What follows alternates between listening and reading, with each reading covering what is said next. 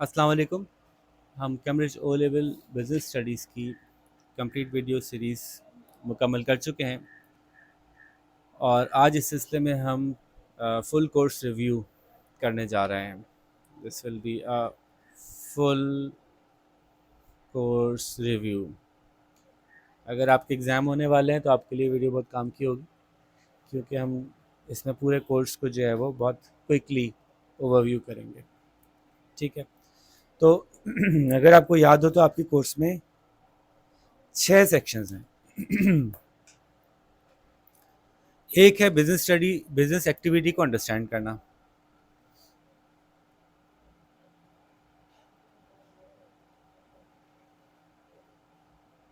Business क्या होता है, कितने टाइप के बिजनेस होते हैं, बिजनेस ग्रोथ और बिजनेस साइज क्या होता है, टाइप्स ऑफ ऑर्गेनाइजेशंस क्या क्या होती हैं, और business objectives, stakeholder objectives क्या होते हैं। बिजनेस क्या होता है के बारे में पूरा चैप्टर है, यानी पूरा यूनिट है। फिर पीपल एंड बिजनेस के बारे में पूरा यूनिट है। आपको याद है पीपल एंड बिजनेस में क्या क्या है? पीपल एंड बिजनेस के अंदर motivating employees, organisation and management, recruitment, selection, training, internal external communication, people and business. सबसे बड़ा टॉपिक जो है वो मार्केटिंग है, और मैंने आपको बताया भी था कि मार्केटिंग का मतलब सिर्फ सामान बेचने की इश्तिहार देना नहीं है। मार्केटिंग, बिजनेस स्टडीज़ के अंदर मार्केटिंग बहुत बड़ा डिपार्टमेंट है, जो कि ये फैसला करता है कि प्रोडक्ट क्या होगा, प्राइस क्या होगी, प्लेस क्या होगा, प्रमोशन क्या होगी, और पूरे stages of production, her her stage of production के अंदर वो पार्टिसिपेट करता है। इवन प्रोडक्ट कॉन्सेप्चुलाइज होते वक्त भी मार्केटिंग डिपार्टमेंट का काम होता है कि हम कॉन्सेप्चुलाइज तो कर रहे हैं, क्या ये वाकई चलेगा। तो मार्केट से जो फीडबैक लेके आना होता है वो फिर मार्केटिंग डिपार्टमेंट को लेके आना होता है। तो मार्केटिंग के अंदर मार्केटिंग है, मार्केट रिसर्च है, प्रोडक्ट, प्राइस, प्लेस, प्रमोशन, जो 4 P's हैं। फिर टेक्नोलॉजी है और मार्केटिंग स्ट्रेटजी है। मार्केटिंग स्ट्रेटजी पे केस स्टडी आती है कि ये सिचुएशन है, आप इसके ऊपर मार्केटिंग स्ट्रेटजी बनाइए। उसके बाद हमारे पास है ऑपरेशंस। ऑपरेशंस का मतलब है गुड्स और सर्विसेज कैसे प्रोड्यूस होते हैं, कॉस्ट क्या होती हैं, स्केल ऑफ प्रोडक्शन क्या होता है, इकोनॉमीज ऑफ स्केल क्या होती हैं, क्वालिटी क्या होती है, लोकेशन के डिसीजन हम कैसे लेते हैं, प्रोडक्शन के हवाले से कुछ बातें। फिर फाइनेंस की बातें हैं। फाइनेंस की ज़ाहिर बातें, कैश फ्लो क्या है, बिजनेस फाइनेंस कैसे होता है, income statement, balance sheet, analysis of accounts, ratios जो हमने डिस्कस किए थे। और लास्टली जो है वो एक्सटर्नल इन्फ्लुएंसेस।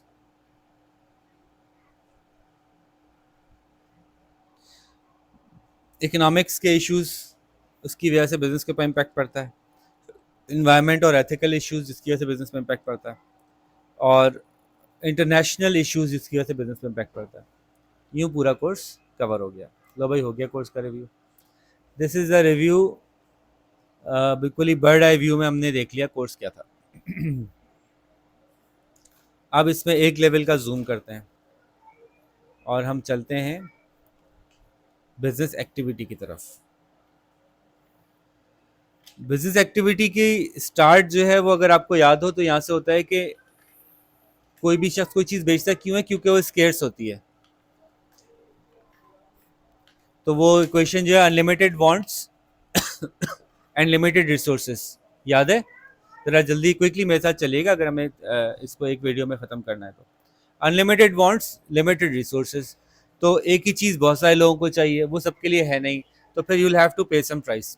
हर वो चीज़ जो जो अनलिमिटेड है अवेलेबल, जो रिसोर्स अनलिमिटेड अवेलेबल है, यानी स्केर्स नहीं है, ऐसी चीज़ की प्राइस नहीं तय हो सकती। ठीक है, क्योंकि वो हर एक को वैसे ही अवेलेबल है, इतना है कि हर एक को अवेलेबल है। तो इसका बिजनेस नहीं किया जा सकता। बिजनेस किसका किया जाएगा? जो रिसोर्स स्केर्स होंगे उन्हीं का बिजनेस किया जाएगा। तो बिजनेस स्टार्ट फ्रॉम स्केर्सिटी, इसलिए बिजनेस स्टडीज जो है इकोनॉमिक्स की ही इवेंचुअली शाख है। ठीक है, और जब स्केर्सिटी आती है तो हमारे पास फॉरन एक टर्म आती है, इसको हम कहते हैं चॉइस। तो पॉइंट नंबर 1 हमने कहा limited resources lead to scarcity यानी कमी, और इसकी वजह से हमें क्या मिलती है? चॉइस। चॉइस का मतलब क्या हुआ? जब जब रिसोर्स कम है तो मैं हर चीज़ नहीं ले सकता, तो मुझे फैसला करना पड़ेगा कि इन सब चीज़ों में से मैं क्या लूँगा। इसी तरह से जब रिसोर्स कम है तो मैं हर चीज़ नहीं बना सकता, मुझे फैसला करना पड़ेगा इन सारी चीज़ों में से मैं क्या बनाऊँ। तो मैं क्या चीज़ बनाऊँगा? जिसका प्रॉफिट सबसे ज़्यादा होगा, या इकोनॉमिक टर्म्स में इसको क्या कहते हैं? जिसको बनाने की अपॉर्चुनिटी कॉस्ट कम हो। यानी अगर वो ना बनाया होता तो क्या नुकसान होता? फॉर एग्जाम्पल, प्रोजेक्ट ए शुरू करूं या बी, अगर ए नहीं शुरू किया तो 10 लाख का नुकसान है, अगर बी नहीं शुरू किया तो 5 लाख का नुकसान है।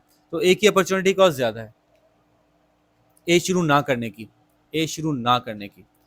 तो हम सेलेक्ट करते हैं वो चॉइस जिसकी अपॉर्चुनिटी कॉस्ट जब हमारी मिनिमाइज हो सके, हम कम से कम नुकसान करते हुए कम से कम चीज़ें छोड़, जो चीज़ छोड़ी है वो सस्ती हो, जो चूज़ की है वो महंगी हो, जो चीज़ छोड़ी हो उसका कम बेनिफिट हो, जो चीज़ चूज़ की है उसका ज़्यादा बेनिफिट हो। तो इसलिए जब अपॉर्चुनिटी कॉस्ट कंपेयर करेंगे तो छोड़ने वाले की कम होगी, यानी छोड़ने वाली सस्ती होगी, और जो जो हमने सेलेक्ट की है वो ज़्यादा बेनिफिट दे रही होगी हमें। ठीक है, तो the concept of opportunity cost, वो अगर आप लिटरली देखें तो the cost of availing an opportunity, I could either go for a Shirmal or a Taftan. Both cost the same in financial terms. But Shirmal gives me 100 pleasure, Taftan gives me 50 pleasure. So if I choose Shirmal, I'll be incurring 50 opportunity cost. If I choose Taftan, I'll be incurring 100 opportunity cost. So choosing Taftan is not the right decision. ठीक है, बात समझ आ रही है? कोई मुश्किल बात है इसमें? अच्छा जी, बिजनेस एक्टिविटी की पर्पस क्या है? तो गुड्स एंड सर्विसेज प्रोड्यूस करना,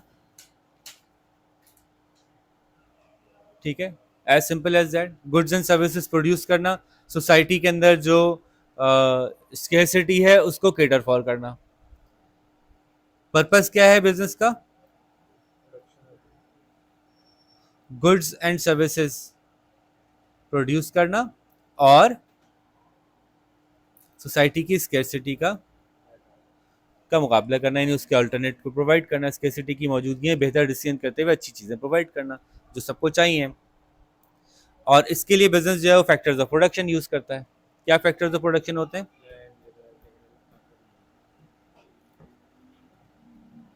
लैंड। लैंड का क्या मतलब होता है? हर वो जगह जहाँ प्रोडक्शन हो सकती है, चाहे वो समंदर हो, पानी हो, खेत हो, हवा हो, कहीं भी। लेबर, हर वो ह्यूमन फैक्टर जो बिजनेस का मालिक नहीं है, मालिक की हैसियत से नहीं, काम करने वाले की हैसियत से कारोबार में शामिल है। कैपिटल, वो मशीन जो कि कारोबार को चलाने में हेल्प कर रही है, या वो पैसा जिसकी मदद से वो मशीन ली जा रही है, वो भी कैपिटल एक्सपेंडिचर में शामिल होता है। और फिर एंटरप्रेन्योर, वो शख्स जो इन सारे फैक्टर्स ऑफ प्रोडक्शन को लेकर आ रहा है, जो रिस्क ले रहा है। एंटरप्रेन्योर कौन होता है? साहबाजी, एंटरप्रेन्योर का काम होता है कि वो बिजनेस फैक्टर्स को कंबाइन करता है, वो गुड्स एंड सर्विसेज प्रोडक्शन का डिसीजन लेता है, डिसीजन मेकर। ठीक है, वो जो है वो डिसाइड करता है किसको एम्प्लॉय करेगा, किसको छोड़ेगा, क्या बनाएगा, क्या नहीं बनाएगा। ये सारे डिसीजंस उसके होते हैं एंटरप्रेन्योर, तो इसलिए रिस्क भी उसका होता है, पैसा भी उसका होता है। ठीक है। अच्छा, इसी दौरान एक छोटा सा कॉन्सेप्ट है वैल्यू एडिशन का, कि आपने कोई चीज खरीदते हैं, आटा खरीदा, उसको एक प्रोसेस किया, तो अब वो पहले से ज्यादा का बिक रहा है। कॉन्सेप्ट आसान सी बात है ना, इसको वैल्यू एडिशन कहते हैं। वैल्यू एडिशन का क्या मतलब होता है? ADDITION, value addition. Value addition का क्या मतलब होता है? कि आपने एक चीज एक कॉस्ट पे खरीदी, उसको एक प्रोसेस से गुजारा, और फिर उस चीज की कॉस्ट या प्राइस बढ़ गई। आटा लिया, प्रोसेस किया, ब्रेड बन गई। तो वैल्यू एडिशन भी बिजनेस की एक जॉब होती है। अच्छा जी, बिजनेस की टाइप्स की अगर हम बात करें तो business could be in a primary sector और सेकेंडरी सेक्टर और टर्शरी सेक्टर।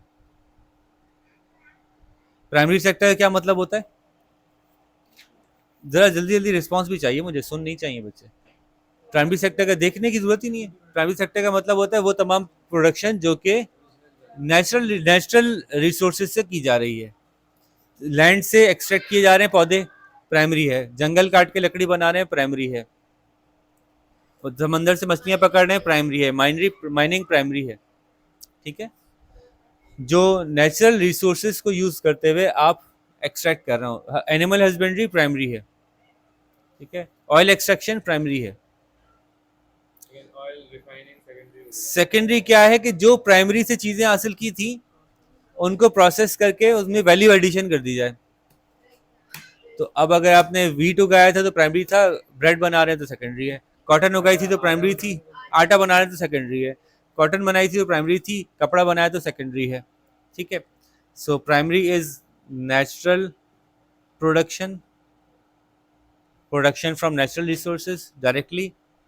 ठीक है, adding value to the natural products, adding value to the primary products is secondary, and tertiary is services, which is not producing any goods. So it includes teaching, it includes banking, doctor, barber, insurance. It could be something that directly uh, supports business activity, or it could indirectly support the human community. तो जैसे आपने doctor का कहा तो human community को support कर रहा है, वो भी इवेंचुअली बिजनेस को सपोर्ट करेगा। लोग बीमार होंगे तो फिर लोग अच्छा काम कैसे करेंगे। और अगर ये ट्रांसपोर्ट भी तो सर्विसेज में आती है, तो ट्रांसपोर्ट डायरेक्टली ज़ाहिर है सामान को प्रोवाइड करने में हेल्प कर रही है। ठीक है, रिटेल बहुत बड़ी सर्विस इंडस्ट्री है, दुनिया की सबसे बड़ी सर्विस इंडस्ट्री है ये कह लें आप।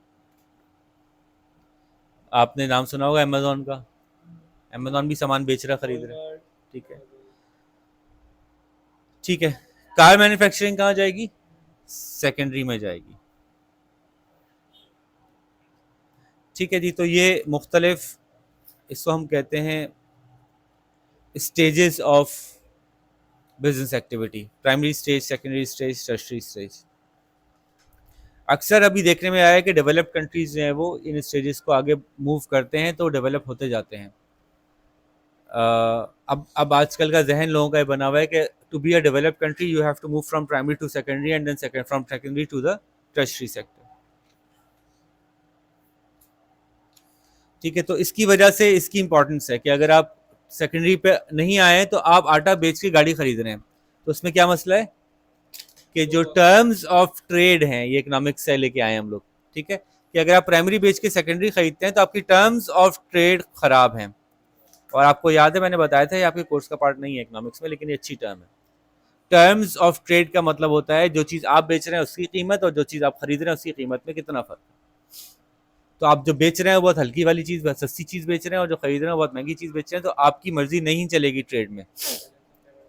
ठीक है, ख़राब होना ज़रूरी नहीं है, हो सकता है आप बहुत आटा बेच रहे हो, लेकिन डिसीजन में आपकी मर्जी कम शामिल होगी। ये ख्याल था, अभी तक काफ़ी हद तक यही ख्याल है, हो सकता है आगे जाके चेंज हो जाए और प्राइमरी इतनी इंपॉर्टेंस इख्तियार कर जाए कि सेकेंडरी के ऊपर वो आ जाए। क्यों? अगर नेचुरल रिसोर्स डिप्लीट हो गए और फूड सप्लाई शॉर्ट हो गई तो हो सकता है इस तरह की सिचुएशन दोबारा आ जाए। फिलहाल तो यही है कि जो प्राइमरी जो सेकेंडरी बेचता है उसकी मर्जी ज़्यादा चलती है प्राइमरी के मुकाबले में, क्योंकि सेकेंडरी की प्राइस ज़्यादा है, और टर्शरी की प्राइस उससे भी ज़्यादा है क्योंकि सर्विसेज के बगैर अब दुनिया चल ही नहीं रही। इंटरनेट खुद एक सर्विस है। ठीक है भाई,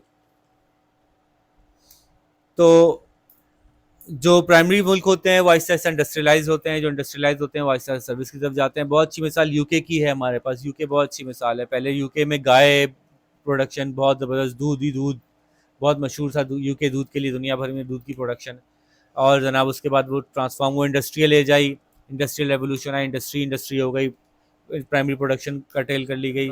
फिर एक वक्त आया कि इंडस्ट्री को कर्टेल कर लिया गया, अब सेकेंडरी टर्शरी में आ गए वो बैंकिंग, इंश्योरेंस, एजुकेशन, मेडिसन, इसके ऊपर आ गए और दुनिया भर में एक्सपोर्ट कर रहे हैं। ठीक है, इसी के तनाजुर में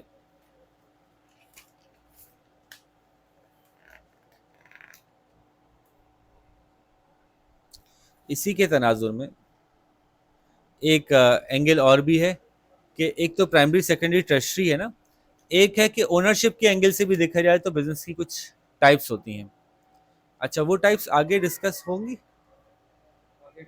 बिजनेस की ओनरशिप टाइप्स आगे पूरा चैप्टर है I11 इसके ऊपर। हाँ, प्राइवेट। हाँ, तो फिर हम इसको आगे देख लेते हैं। यहाँ पे सिर्फ दो नाम आए कि प्राइवेट प्रोडक्शन भी होती है और पब्लिक प्रोडक्शन भी होती है। गवर्नमेंट भी बनाती है और लोग भी बनाते हैं। गवर्नमेंट क्यों बनाती है, लोग क्यों बनाते हैं, इसका हम उसी चैप्टर में बात कर लेंगे। इस टॉपिक को आगे जाने देते हैं। अच्छा जी, तो एक सवाल है, benefits of being an entrepreneur. अच्छा जी, जो मैं ये वीडियो बना रहा हूँ, इस वीडियो को आपको दोबारा देखना होगा और इसके नोट्स बनाने होंगे। और नोट्स कैसे बनाने होंगे, एक A3 साइज का पेपर लेके पूरा कोर्स उस पर उतारना होगा। ठीक है, जो कुछ मैं यहाँ कर रहा हूँ ना, इसमें से कुछ चीज़ें नहीं भी लिखेंगे, कुछ चीज़ें ऐसी हैं जो कि ज़रूरी नहीं है, लेकिन हर टॉपिक जो गुजरता जा रहा है उसके बारे में कुछ इन्फॉर्मेशन वहाँ आएगी। अब जो जो इंपॉर्टेंट चीज़ें हैं वो सारी की सारी इसमें कवर कर रहा हूँ, तो आपका एक पेज का फर्रा बनेगा A3 साइज का। A3 साइज का कौन फर्रा इस्तेमाल करता है? तो एक्चुअली फर्रा नहीं है, बल्कि वो आपके लिए रिवीजन टूल है। अच्छा जी, एंटरप्रेन्योर होने के क्या फ़ायदे हैं और क्या नुकसान हैं? पेज नंबर मेरे पास पेज नंबर 19 मौजूद है, ये आपके पास होना चाहिए, इंपॉर्टेंट चीज़ है। एंटरप्रेन्योर होने के क्या फ़ायदे हैं? इंडिपेंडेंट है, अपनी मर्जी से फैसले करता है। ठीक है, अपनी मर्जी के आइडियाज़ को दुनिया में लेके आ सकता है। Benefit and disadvantages of entrepreneur. ठीक है, अपनी जितने भी बेनिफिट्स, अपने जितने भी एफर्ट्स हैं उसके डायरेक्टली बेनिफिट्स वो खुद उठाता है। तीन बातें हो गई। चौथी बात, आमतौर पे सैलरी से ज़्यादा अर्न करता है एंटरप्रेन्योर, आमतौर पे, जरूरी नहीं है लेकिन। अपने पर्सनल स्किल्स, अपने पर्सनल इंटरेस्ट को इस्तेमाल कर सकता है, जो जरूरी नहीं है कि वो जॉब में कर रहा हो। लेकिन नुकसानात क्या है? सारा रिस्क इसका होता है, पैसे इसको ला के देने पड़ते हैं। ठीक है, और अगर इसके पास थोड़ी सी नॉलेज और एक्सपर्टीज कम हो तो बिजनेस फेल हो जाता है, और जब लॉस होता है तो सब कुछ जाता है।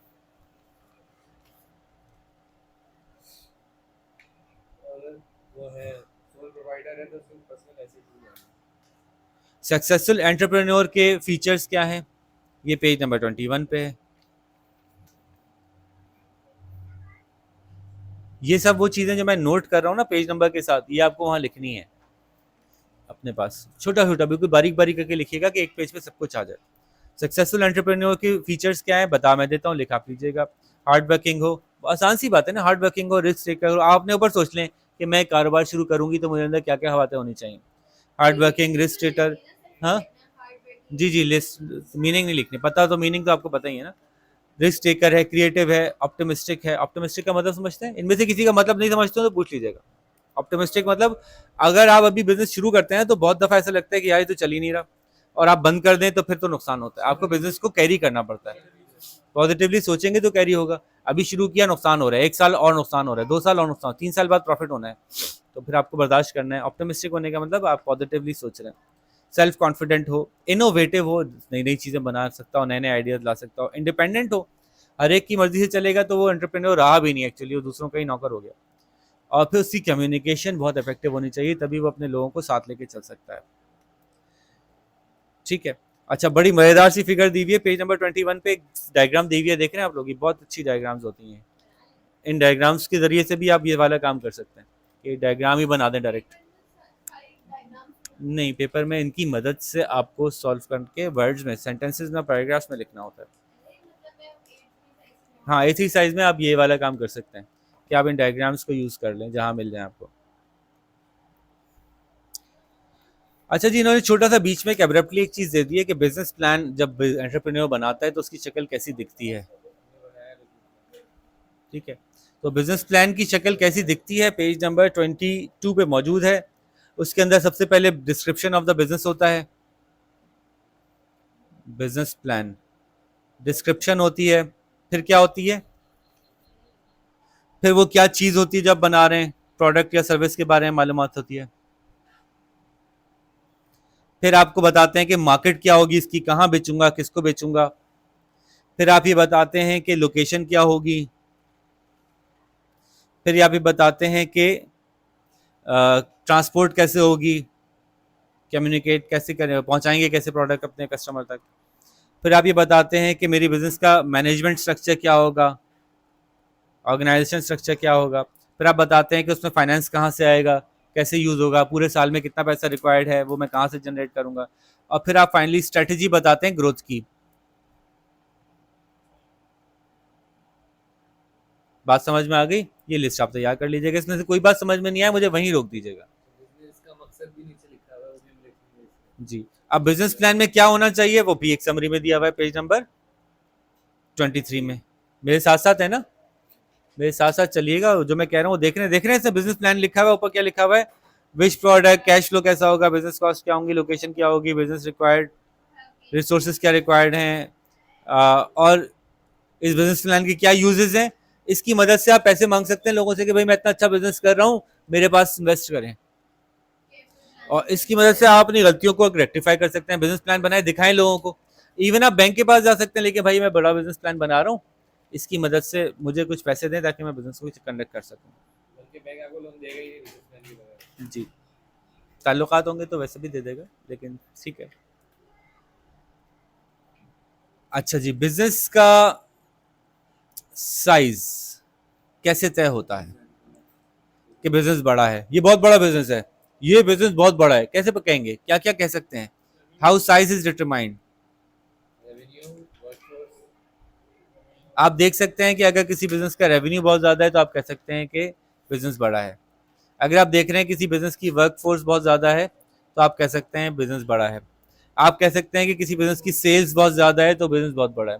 आप कह सकते हैं किसी बिजनेस की प्रोडक्शन बहुत ज़्यादा है तो बिजनेस बहुत बड़ा है। पेज नंबर 26 पे है ये मेरे पास, उसका जो समरी है वो 27 पे। ठीक है, इसमें कोई मुश्किल बात है? नहीं, मुश्किल बात नहीं। आगे चलते हैं। तो बिजनेस की ग्रोथ कैसे होती है?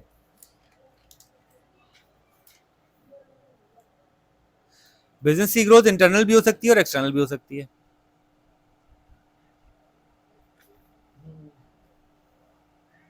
जब मैं ये समरी बना चुका हूँ तो इसकी एक्सपेक्टेशंस फिर आप लोगों से ये है कि फिर आप लोगों के सामने पूछूंगा बिजनेस की ग्रोथ कैसे होती है तो आप बोलेंगे इंटरनल एक्सटर्नल।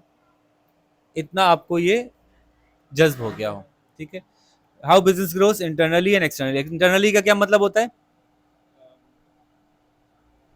अपने ही रिसोर्सेज से बिजनेस जो कमा रहा है उसी से आहिस्ता आहिस्ता ग्रो करता जाए। 10 लाख रुपए कमाए, 9 लाख रुपए खर्च किए, 1 लाख रुपए बचा के नई मशीन खरीद ली, ये इंटरनल हो गया। और एक्सटर्नल क्या हो गया? किसी दूसरे को टेक ओवर कर लिया, मर्ज कर लिया। नहीं नहीं, किसी से पैसे ले लिए, जैसे कि आपने अपने शेयर्स बेच दिए, एक्सटर्नल ग्रोथ हो गई। आपने जो है वो किसी से उधार ले लिया, लोन ले लिया, बैंक से लोन ले लिया, अपने शेयर इशू कर दिए, तो एक्सटर्नल ग्रोथ के अंदर हाँ ये भी आता है, अब्दुल्ला भाई से कह रहे थे कि आप अपने बिजनेस को ही अंदर ग्रो कर रहे हैं। 10 क्लाइंट थे, 20 क्लाइंट हुए, 30 क्लाइंट हुए, 40 क्लाइंट हुए। और एक्सटर्नल ग्रोथ में भी आता है कि आपने जो है वो एक अपना कारोबार चला रहे थे, कार का शोरूम खोला हुआ था, बड़ा वाली कार का शोरूम भी खरीद लिया, अब बड़ा हो गया, तो ये एक्सटर्नल ग्रोथ में ये भी फैक्टर आता है, टेक ओवर, मर्जर्स। अच्छा जी, मर्जर्स जो है वो दो तरह के होते हैं। आप अपने बिजनेस को ग्रो करते हैं तो दो तरह से करते हैं। कौन कौन सी तरह की इंटीग्रेशन होती है, किसी को याद है बगैर देखे? हॉरिजॉन्टल, कॉन्ग्लोमरेट और वर्टिकल, तीन होती हॉरिजॉन्टल, वर्टिकल, है। And conglomerate. क्या होती है भाई? हॉरिजॉन्टल का मतलब है जिस टाइप के कारोबार में अभी आप हैं उसी टाइप का दूसरा ले लें। आपका एक ट्रक है, एक ट्रक और ले लें, हॉरिजॉन्टल हो गई। आपकी एक स्टोर है, आपने एक स्टोर और ले लिया, हॉरिजॉन्टल हो गई। आपकी एक दवाई की दुकान थी, आपने एक और दवाई की दुकान ले ली, हॉरिजॉन्टल हो गई। सेम बिजनेस एक्सपैंड हो रहा है, हॉरिजॉन्टल। वर्टिकल का मतलब है सप्लाई लाइन के अंदर आप ऊपर या नीचे चले जाएं। मसलन आप दवा का स्टोर खोले हुए थे, दवा की फैक्ट्री भी खोल लें, अब ये सप्लाई लाइन में आप बैकवर्ड मूव कर गए, इंडस्ट्री सेम है लेकिन वो स्टेज ऑफ ठीक है, प्रोडक्शन। स्टेज ऑफ प्रोडक्शन आपका चेंज हो गया। ये वर्टिकल इंटीग्रेशन हो गई। आपने जो है वो कोई ऐसे बिजनेस को एक्वायर कर लिया या स्टार्ट कर दिया जिसके अंदर के आप जो है वो आगे या पीछे बैकवर्ड इंटीग्रेशन भी कर सकते हैं, फॉरवर्ड भी कर सकते हैं। बैकवर्ड का मतलब है कि आप अगर ये थे, रिटेल कर रहे थे तो आपने प्रोडक्शन बना ली, आप प्रोड्यूसर थे तो आपने रिटेल बना ली, ठीक है। दवा को भी किसी प्रोड्यूसर की ही रिटेल है ना, तब ये कॉन्ग्लोमरेट है। ठीक है। कॉन्ग्लोमरेट क्या है? Completely different business. जब आप ये कहते हैं कि ठीक है मैं अपने बिजनेस की ग्रोथ तो कर रहा हूँ लेकिन मैं दवाओं की दुकान था, अब मैं कपड़ों की दुकान खोल रहा हूँ। Seriously नहीं कि आप एक नया business कर रहे हो? आप उसको इसलिए अपने साथ इंटीग्रेट करते हो कि आप अपनी ब्रांड वैल्यू को यूज़ करना चाह रहे हो, तो आप चाहते हैं कि आपका कहीं ना कहीं उसमें इंफॉर्मेशन आए। फॉर एग्जांपल, आप एक बहुत बड़े एंटरप्रेन्योर हो, आप एलन मस्क हो, ठीक है, आपने जो है वो गाड़ी बनाई, बड़ी जी ज़बरदस्त गाड़ी, अब आपने कहा मैं रॉकेट्स ही बनाऊँ, तो आपकी जो अपनी वर्थ है ना, आपकी ब्रांड वैल्यू, आपकी पर्सनल ब्रांड वैल्यू भी होती है ना, तो लोग उसमें इन्वेस्ट करने के लिए तैयार हो जाएंगे कि एक सक्सेसफुल बिजनेसमैन है, ये ज़रूर यहाँ भी कामयाबी हो जाएगी इसको। तो यूँ आप इसको बिल्कुल ही हिडन नहीं रखते कि ये मैं ही हूँ जो ये वाला कर रहा था, वही ये वाला कारोबार कर रहा है, इसको हिडन नहीं रखते आप इसको जो है वो एक्सपोज करते हैं कि ये मैं कर रहा हूँ। हाँ, अगर रिस्क फैक्टर बहुत ज़्यादा होता है, बहुत ज़्यादा रिस्क फैक्टर होता है, तो फिर आप हिडन करते हैं, फिर आप थर्ड पार्टी के थ्रू यूज़ करते हैं। यानी आपने कहा आप एक बड़ा ज़बरदस्त गाड़ियों का प्रोडक्शन कर रहे थे, आपने कहा मैं बनाऊंगा तो स्पेसक्राफ्ट, लेकिन अगर नहीं चला तो बड़ा बदनामी होगी, तो फिर आप अपना नाम एक्सपोज नहीं करते हैं। जब वो कामयाब हो जाता है फिर आप बताते हैं ये हम ही थे भाई। जैसे कोई कंपनी नाइकॉन वाली जो है उनकी सेल और कैमरा का जो बिजनेस था, अच्छा, अब सेल भी बनाते थे कैमरा भी बनाते छोटा सा छोटा सा एक डिस्कशन है, क्या बेनिफिट्स हैं थे। हर तीनों के अलग अलग हॉरिजॉन्टल के, वर्टिकल के, फॉरवर्ड के, बैकवर्ड के और कॉन्ग्लोमरेट के? क्या बेनिफिट्स हैं? बहुत बेसिक सी बात है ना, आप खुद अपने तौर पे सोचो, मैं कारोबार कर रही हूँ, हॉरिजॉन्टल इंटीग्रेशन का क्या फायदा होगा? हॉरिजॉन्टल इंटीग्रेशन का फायदा ये होगा कि मेरा कारोबार ग्रो करेगा, मेरे कस्टमर साइज बढ़ेगा। बात समझ में आ रही है ना? मेरा एक जूतों की दुकान थी, अब दो हो गई, क्या फायदा होगा? सोच लें, वो सारे फायदे बता दें। जो आपसे कम्पीट करा था उसी को खरीद लिया। तो आपके प्रॉफिट्स बढ़ जाएंगे, आपके कस्टमर्स बढ़ जाएंगे, आपके प्रोडक्ट्स ज़्यादा बिकेंगे, कंपेटिटर्स मार्केट से आउट हो जाएंगे, ठीक है, और मार्केट शेयर बढ़ जाएगा, है ना, मार्केट में शेयर आपका बढ़ जाएगा, अब ज़्यादा दुकानें अब आपकी हो गई। वर्टिकल बैकवर्ड का क्या फ़ायदा होगा? वर्टिकल बैकवर्ड, बैकवर्ड का मतलब आप दुकान थी, आप पीछे से फैक्ट्री खोल लिया आपने, सप्लाई भी आपके हाथ में आ गई। तो अब आपको कोई प्रॉब्लम नहीं होगा कि कब कितनी प्रोडक्शन कहाँ से आएगी सारी, और ना सिर्फ आप अपनी दुकान पे बेचेंगे, आप दूसरी दुकानों पे बेच सकते हैं, आप दूसरी दुकानों के लिए रिसोर्स बन सकते हैं, ठीक है। तो और इस तरह से जो आपके कॉस्ट मॉडल है वो एडजस्ट किया जा सकता है, कॉस्ट मॉडल में शेयरिंग हो सकती है, थोड़ी सी ये कॉस्ट शेयर करे, थोड़ी सी वो कॉस्ट शेयर करे। कस्टमर की इंफॉर्मेशन रिटेलर को ज्यादा होती है, कस्टमर डायरेक्ट किससे खरीदता है?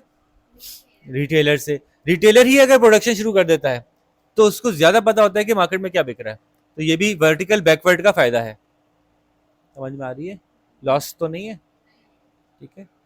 यानी एक रिटेलर ने एक गाड़ियों की का शोरूम था, उसने गाड़ियों की फैक्ट्री लगा ली, उसको ज्यादा पता है मार्केट में क्या चाहिए।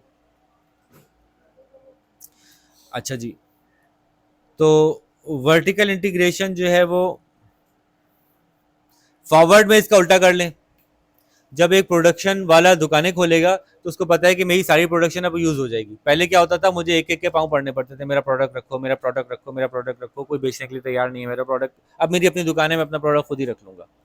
तो उसको रिटेलर्स को पकड़ना जरूरी है, फॉरवर्ड की इंटीग्रेशन की बात कर रहा हूँ। प्रॉफिट मार्जिन भी वो एक ही बिजनेस का हो जाएगा पूरा। पहले वो प्रोडक्शन पे प्रॉफिट रखता था, रिटेलर का अलग प्रॉफिट होता था, 100 की चीज बनाता था, मार्केट में 150 की बिकती थी, हालांकि उसको 100 मिलते थे, 50 रिटेलर ले जाता था।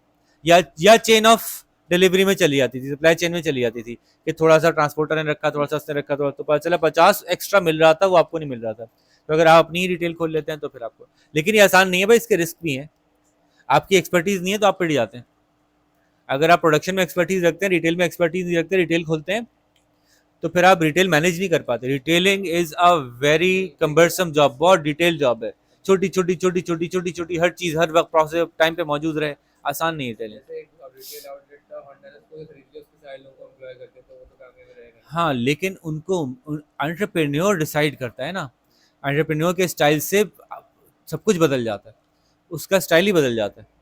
इसलिए बहुत दफ़ा क्या करते हैं लोग, जो बड़ी कंपनियां किसी छोटी कंपनी को रिक्वायर करती हैं, तो उसका जो एंटरप्रेन्योर होता है उसको जॉब पे रख लेती हैं, ताकि स्टाइल ऑफ मैनेजमेंट भी चेंज ना हो।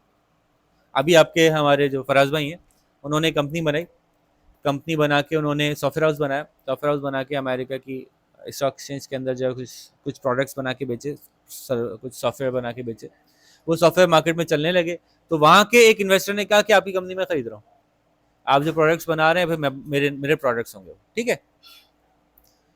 तो उन्होंने ना सिर्फ कंपनी खरीदी बल्कि सब लोगों को एम्प्लॉय रख लिया, जो सीईओ भी थे ना कंपनी के, उनको भी एम्प्लॉय रख लिया कि आप सैलरी पे आ जाओ मेरे पास, और आप खाली सैलरी पे क्यों आओगे, तो थोड़ा सा शेयर भी रख लो, 2%, 5%, 3% शेयर भी आप रख लो बिजनेस का, और सैलरी पे भी आ जाओ। नहीं, ओनर से उनको खरीद जो ओनर था, ओनर पहले बिजनेस का, लेट सपोज 3 ओनर थे, 33, 33, 33, उन्होंने अपना बिजनेस बेच दिया, उसके उन्होंने 10 मिलियन ले लिए डॉलर्स, लेट सपोज, ठीक है।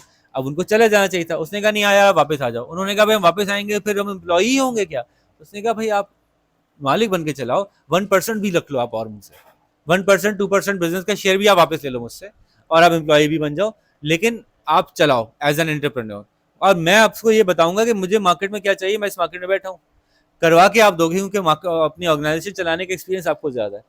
तो ये भी एक तरीका होता है फॉरवर्ड वर्टिकल इंटीग्रेशन का, कि आप सिर्फ बिजनेस ही नहीं खरीदते बल्कि उसके एंटरप्रेन्योर को भी अपने उसमें शामिल कर लेते हो, टीम में शामिल कर लेते हो, ठीक है। और ऐसा दुनिया में बहुत हुआ है, जितनी टेक्नोलॉजी कंपनीज जो ये एक्विजिशन करती है ना, ये करती हैं। कॉन्ग्लोमरेट का क्या फायदा होता है भाई, सबसे पहले एक लफ्ज याद कर लें कॉन्ग्लोमरेट में, हेजिंग, HEDGING, पता नहीं यहाँ पे टर्म यूज हुई है नहीं हुई है, हेजिंग का लफ्ज बाबा यूज किया करें। हेजिंग का मतलब होता है अपने रिस्क को स्प्रेड कर देना। हेजिंग का मतलब क्या होता है, सारा एक ही कारोबार में रिस्क था, हेज कर दिया यानी डाइवर्सिफाई कर दिया, आपने अपने रिस्क को हेज कर दिया, मतलब अब दो जगह से हो रहा है। पहले मैंने सारा का सारा कारोबार जूतों की मार्केट में लगाया था, जूतों का की इंपोर्ट बैन हो गई, मेरा कारोबार बैठ गया, लेकिन मैं जूते भी कर रहा था, बेल्टें भी कर रहा था, वो मेरा लेदर जो है वो जूतों की मद में नहीं आ रहा था, बेल्टों की मद में आ गया, मेरा काम हो गया। जैसे तो इसको हेजिंग कहते हैं, अपने रिस्क को मल्टीपल बास्केट में स्प्रेड कर देना, ठीक है। एक यूट्यूबर था, उसने फेसबुक पे भी अपना पूरा कम्युनिटी बनाई हुई थी, टिकटॉक पे भी बनाई हुई थी, यूट्यूब बैन हो गया तो बाकी अच्छा, जगह इसको हम पता नहीं कॉन्ग्लोमरेट कहेंगे या हॉरिजॉन्टल कहेंगे, ये जरा एक टेक्निकल बात है कि वो सेम टाइप ऑफ जॉब है, तो शायद इसको हॉरिजॉन्टल कहें, कॉन्ग्लोमरेट ना कहें। हाँ, लेकिन इसका दूसरा तरीका है, एक यूट्यूबर ने अपनी टी शर्ट्स बेचनी शुरू कर दी, ये कॉन्ग्लोमरेट हो गया। वो यूट्यूबर था, अपना कंटेंट बेचता था, उसने बच्चा जो है वो उछल उछल के खिलौने इस्तेमाल करता था, पूरी दुनिया उसको देखती थी, ठीक है। तो उसके पैसे आते थे, उसको लगा कि मुझे अपने प्रोडक्ट्स बेचने चाहिए, कॉन्ग्लोमरेट कर दिया उसने, अपनी ब्रांड लॉयल्टी का मजीद फायदा उठा लिया। तो दो फायदे हो गए कॉन्ग्लोमरेट के, एक तो आपका रिस्क हैज हो गया, अगर ये नहीं चला तो ये चल जाएगा, दूसरा आपकी ब्रांड लॉयल्टी सीप इन कर गई दूसरे प्रोडक्ट में भी। ये बात समझ आ रही है, आप बहुत मशहूर स्टार हो गए, देखे नहीं, जितने भी स्टार होते हैं क्या करते हैं, सारे के सारे अपनी ब्रांड्स लॉन्च करते हैं, क्योंकि वो अपनी ब्रांड इमेज को सीप इन करवाना चाहते हैं कि इससे दूसरा कारोबार भी उड़ जाएगा। जुनैद जमशेद की कपड़ों की दुकान, नाम लेते जाए, मैं बताता जाता हूँ, हर एक की, हर एक बड़े स्टार ने कुछ ना कुछ अपनी ब्रांड लॉन्च की हुई है। शाहिद अफरीदी की कपड़ों की ब्रांड, तारिक जमील साहब की कपड़ों की ब्रांड, माहिरा खान की कपड़ों की ब्रांड, और यू नेम इट, शब्बीर जान की कपड़ों की दुकान भी है, सलून भी है, मेंस सलून भी है शब्बीर जान का, ठीक है। सो ये तो पाकिस्तानी बात हो गई, इंटरनेशनली ऐसे ही होता है, सब जगह ऐसे ही होता है। और बहुत दफ़ा तो वो खुद चला भी नहीं रहे होते, वो सिर्फ पार्टनरशिप करते हैं, वो देखते हैं इस बिजनेस का एक्सपर्ट ऑपरेटर कौन है, वो आ जाए, नाम मेरा यूज़ करे, 50-50 पार्टनरशिप कर लो, ना मुझे चलाना पड़ेगा, मेरा नाम ही काफ़ी होगा, ठीक है। हाँ, अक्सर ऐसे ही करते हैं, कुछ खुद कूद पड़ते हैं। इंतजामुल हक का गोश्त का कारोबार, one of the biggest exporters business of meat, बहुत बड़ा कारोबार है गोश्त का। खैर, इंतजामुल हक के बहुत कारोबार है माशाल्लाह, he is a should businessman, ज़बरदस्त कारोबार की तो लाइन लगी है माशाल्लाह। तो जब सेलेक्टर बनते हैं तो और उनकी इनका सैलरी इनका पूरा जो ग्रुप है ना, इनका इंतजामुल हक, सईद अनवर, मोहम्मद यूसुफ, ये पूरा दोस्तों का ग्रुप है, तो मिलके माशाल्लाह इन्होंने बड़ा बिजनेस माइंडेड इन्होंने डिसीजन लिए हैं, ठीक है जी। इसकी पूरी समरी भी मौजूद है पेज नंबर 31 पे। अच्छा जी, एक्सपेंशन के फायदे, एक्सपेंशन के होने से, एक्सपेंशन बिजनेस बड़ा होने के पॉसिबल नुकसानात अभी आप बताओगे, और उससे कैसे निपटे ये भी बताना है। बिजनेस बड़ा होने के पॉसिबल प्रॉब्लम्स क्या हैं, जिस इकोनॉमी का उसकी पॉसिबल प्रॉब्लम्स इकोनॉमी का क्या इकोनॉमी ऑफ एक्सपेंशन। बड़े होने के फायदे हैं, बड़ा होगा तो बिजनेस जी, एक्सपेंशन के पॉसिबल प्रॉब्लम्स क्या हैं? एक्सपेंशन के पॉसिबल प्रॉब्लम्स में नंबर वन क्या है? इसको हम कहेंगे कंट्रोल। सबसे पहले तो छोटे बिजनेस को कंट्रोल करना आसान होता है, बड़े बिजनेस का कंट्रोल लूज हो जाता है। ठीक है। नंबर टू, कम्युनिकेशन खराब होती है। आपके पास 500 एम्प्लॉय हो गए, आपको जैसे पहले मोटिवेट करते थे आप वैसे मोटिवेट नहीं कर पा रहे। नंबर तीन, स्टार्टिंग फाइनेंस के मुकाबले में बाज औकात एक्सपेंशन फाइनेंस आपकी एक्सपेक्टेशन से ज्यादा चला जाता है। आपने सोचा था एक स्टोर चलाने का 10 लाख लगता है, तो 2 स्टोर के 20 लगेंगे, पता चला 2 स्टोर के 30 लग रहे हैं। समहाउ उन दोनों के बीच में कम्युनिकेशन करते हुए, मैनेज करते हुए ज्यादा खर्चा होना शुरू हो गया। ये पॉसिबल है। ये सब, ये जो सारी बातें आपने की ना, डिसइकोनॉमीज, ये सब इसी में आता है। ठीक है। और फिर इंटीग्रेशन के अंदर लोगों के एटीट्यूड्स बहुत बड़ा प्रॉब्लम है। चेंज जिसको आप कहते हैं ना, change is almost a killing factor in integration और एक्सपेंशन। जब आप ये कहते हैं जी अब से हम ना अपने पास ओरेकल लगाएंगे, कंपनियां बैठ जाती हैं इस पे। कोई बिजनेस में नया आईटी सोल्यूशन लगाएंगे, अब कारोबार बहुत स्मूथ होगा। इतने लोग 5,000 पेपर एक काम के लिए भरते हैं, ऐसे करते हैं आईटी का सोल्यूशन लेते हैं, ये सॉफ्टवेयर लगाएंगे। शुरू किया था सोचे कि कॉस्ट बचेगी, बिजनेस ही बैठ गया कि लोग वो यूज करना नहीं चाह रहे। People don't want to change the way they operate the business. Employees को चेंज करना बहुत बड़ा मुश्किल काम होता है। इस यही one of the largest reason of failure of software installation, software development is the resistance to change. ये बात याद रखें, इसको जरा इंपॉर्टेंटली हाईलाइट करें। और जगह भी होगा, जहां ग्रोथ की बात हो, जहां एक्सपेंशन की बात हो, जहां मर्जर की बात हो, जहां टेक्नोलॉजी की बात हो, एक बहुत बड़ा प्रॉब्लम है, चेंज नहीं एक्सेप्ट करते लोग, जिसकी वजह से बहुत ही ज्यादा मुश्किल होता है। आज भी बहुत से लोग, जैसे टीआईए प्राइवेटाइज हो रहा है तो उसके एम्प्लॉइज बहुत ज़्यादा है, तो अच्छा, प्रोडक्ट्स प्राइवेटाइज होने में तो उनकी जॉबें जाएंगी, इसलिए उनका मसला है। मैं चेंज कह रहा हूं कि the way they operate the business gets changed. पहले मैं इसको जवाब दे होता था, अब मैं किसी को जवाब दिया होता। बड़ी अच्छी मिसाल वो है, मशहूर है हमारे यहाँ, कि वो अ, एक साहब एक कंपनी के सीईओ के नीचे काम कर रहे थे, सेकंड टू सीईओ थे। ठीक है, जनरल मैनेजर थे, लेकिन उनका कंट्रोल ऐसा था कि सीईओ मुल्क से बाहर रहता था, कंपनी वो चलाते थे। The company was of 200 employees, had a fairly large scale of production. ठीक है, उनकी इतनी जबरदस्त वाह हुई पूरी इंडस्ट्री में कि क्या कंपनी चला रहा है, क्या कंपनी चला रहा है।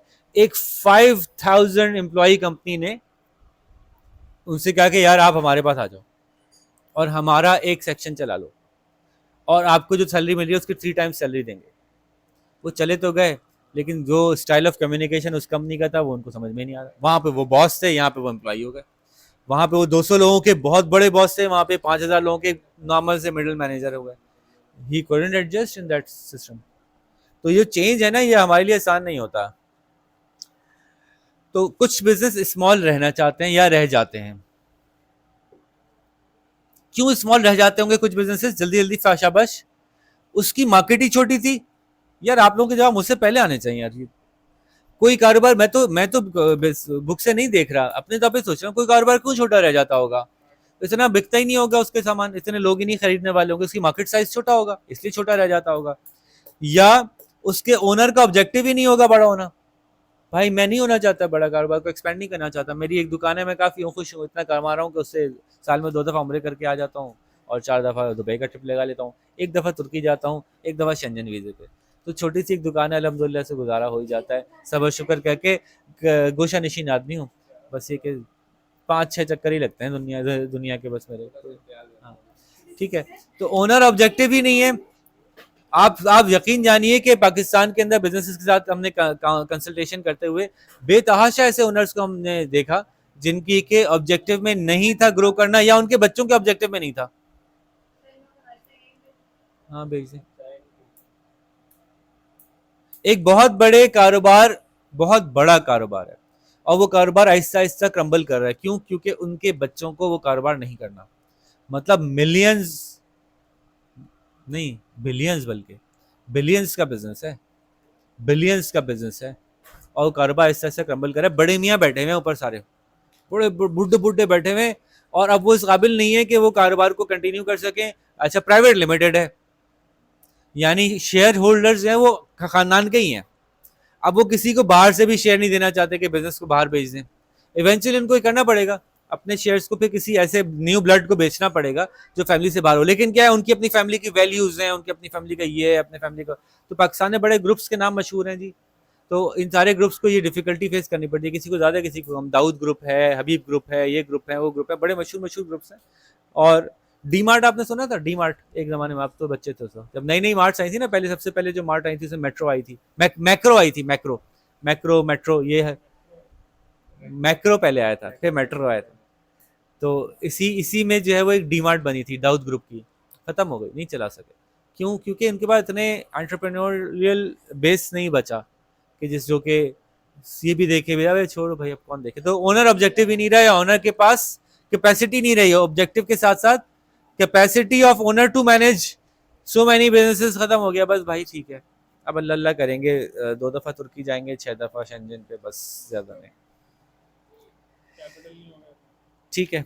और हाँ, अब और फैक्टर्स भी निकाल सकते हैं। आपके पास इतना कैपिटल नहीं है कि आप बिजनेस साइज ग्रो कर सकें, आपके पास इतनी टेक्नोलॉजिकल स्किल नहीं है। आप ये अब ये सारे फैक्टर्स तो जेनरिक फैक्टर्स आ गए, स्पेसिफिक फैक्टर्स हमने उठा भी लिए। तो यही तरह से बिजनेस क्यों फेल हो जाता है, बिजनेस क्यों फेल होता है। बिजनेस सबसे पहले फेल होता है, मैनेजमेंट स्किल्स नहीं है, ऑपरेशन स्किल्स नहीं है, प्रोडक्शन स्किल्स नहीं है। स्किल्स पे बेस करके बिजनेस फेल हो जाता है। ठीक है, तो आपकी स्किल्स ही नहीं है। अब स्किल्स के अंदर सारी आ गई, मार्केटिंग स्किल नहीं है, मैनेजमेंट स्किल नहीं है, ऑपरेशन स्किल्स नहीं है, कम्युनिकेशन स्किल्स नहीं है, किसी भी स्किल की वजह से आपका बिजनेस लॉस हो सकता है। नंबर 2, मार्केट ही खत्म हो गई, यानी अचानक से कोविड आ गया, आपने जो है वो जिम खोला था, कोविड आ गया, जिम बंद हो गया, क्या करें। ठीक है, मार्केट में कोई ऐसा चेंज आ गया, तो मार्केट की वजह से, मार्केट चेंज की वजह से आपका बिजनेस बंद हो गया। फिर आपके फाइनेंशियल प्रॉब्लम्स हो गए, आपको आ भी रहा था, सब कुछ आता है, सम हाउ आप फाइनेंशियल प्रॉब्लम्स में रन कर गए। आपने एक बड़ा बड़ा मजेदार काम होता है, बाजू का आप अपना साइज बड़ा करते हो और आप बंद हो जाते हैं। आपने देखा भाई, मैं रोजाना 2 करोड़ के, हर महीने 2 करोड़ के ऑर्डर पकड़ता हूँ। मेरे पास रनिंग फाइनेंस जो गोल गोल घुमाता हूँ ना मैं, वो 50 लाख है। 50 लाख रुपए मैं इसको देता हूँ, यहाँ से रिकवर करता हूँ, इसको देता हूँ, यहाँ से रिकवर करता हूँ, इसको देता हूँ, तो ऐसे गोल घुमाता हूँ और 2 करोड़ का बिजनेस चला लेता हूँ। बात समझ में आ रही है? 50 लाख से 2 करोड़ का बिजनेस का टर्नओवर घुमा रहा हूँ मैं। अचानक से एक बड़ा ऑर्डर आ गया 15 करोड़ का। आपने कहा यार 15 करोड़ का ऑर्डर है, बिजनेस को एक्सपेंड करूंगा, बड़ा करूंगा।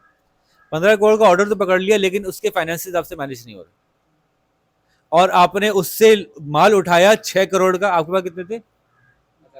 50 लाख। आपने 6 करोड़ का माल उधार पे उठाया, आपने यहाँ पे लेबर को हायर किया, लेबर की सैलरी देने के पैसे नहीं बचे, ना लेबर को दे पाए, ना उसको वापस कर पाए, बैठ गया बिजनेस।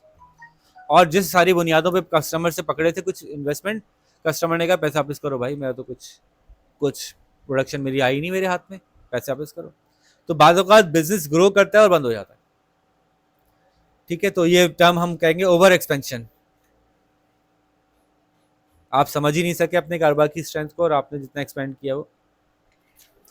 न्यू बिजनेस ज्यादा रिस्क होता है कि ओल्ड बिजनेस ज्यादा रिस्क होता है? क्यों? जो पैसे होते हैं सारे लगा दिए होते हैं उसने बेचारे ने, अब मजीद थोड़ा सा भी रिस्क आता है वो गिर जाता है। पुराने बिजनेस की अपनी सप्लाई लाइन चल रही होती है, चीजें चल रही होती हैं। एक और फिर दूसरा, एक तो मैं फाइनेंशियल कह रहा हूँ कि फाइनेंशियली एक तो न्यू बिजनेस रिस्क पे ज्यादा है, क्योंकि वो सारे पैसे लगाता है आमतौर पर, उसके बाद पहले उसके पास सेविंग नहीं होती। ओल्ड बिजनेस के पास रिटेन अर्निंग होती है। न्यू बिजनेस के पास एक्सपीरियंस नहीं होता, ओल्ड बिजनेस के पास एक्सपीरियंस होता है। न्यू बिजनेस के पास ब्रांड इमेज नहीं होता, ओल्ड बिजनेस के पास ब्रांड इमेज होता है। बहुत सारे फैक्टर्स हैं जो। जी, अच्छा जी, अब वापस आते हैं टाइप्स ऑफ बिजनेस ऑर्गेनाइजेशन, फटाफट निकालते हैं। बिजनेस ऑर्गेनाइजेशन मुख्तलिफ टाइप की होती है। सोल प्रोप्राइटर क्या होता है? अकेला चला रहा है, खुद मालिक है। पार्टनरशिप क्या है? 2, 3, 4, 5 लोग मिलके चला रहे हैं। ये दोनों कारोबार जो हैं types of business. Sole proprietor 1, partnership 2 to many. अच्छा जी, आपको याद है लिमिटेड लायबिलिटी और अनलिमिटेड लायबिलिटी? अनलिमिटेड लायबिलिटी का मतलब है कि कारोबार को नुकसान हो तो मालिक भी पकड़ा जाएगा। कारोबार का लोन मालिक का लोन माना जाएगा। मालिक और कारोबार एक ही चीज है। एक ही चीज है। बस सोल प्रोप्राइटर और पार्टनरशिप में फ़र्क ये है कि उसमें एक ही बंदा पकड़ा जाएगा, पार्टनरशिप में जितने भी पार्टनर हैं वो सब पकड़े जाएंगे, सबकी जिम्मेदारी है, शेयर के साथ जितना रिस्क है सबके सर पे है। उनकी प्राइवेट प्रॉपर्टीज भी बिक सकती हैं 50 30 इन केस 20 ऑफ लाख का लॉस। उससे अगर बिजनेस से लोन लिया और पे बैक नहीं कर सका तो इन लोगों की प्राइवेट पर्सनल प्रॉपर्टीज भी बिक सकती हैं। वैसे इतना बड़ा मसला नहीं है, ये सारे जितने पार्टनरशिप में जाते हैं सब अपनी प्रॉपर्टीज अपनी बेगम के नाम ही करते हैं, अपने नाम कुछ नहीं रखते। नहीं, डिफरेंट प्रोपोर्शंस भी हो सकते हैं, 50 सब वो है स्टेक है उसका तो 50 के हिसाब से 60-40 हो सकता है।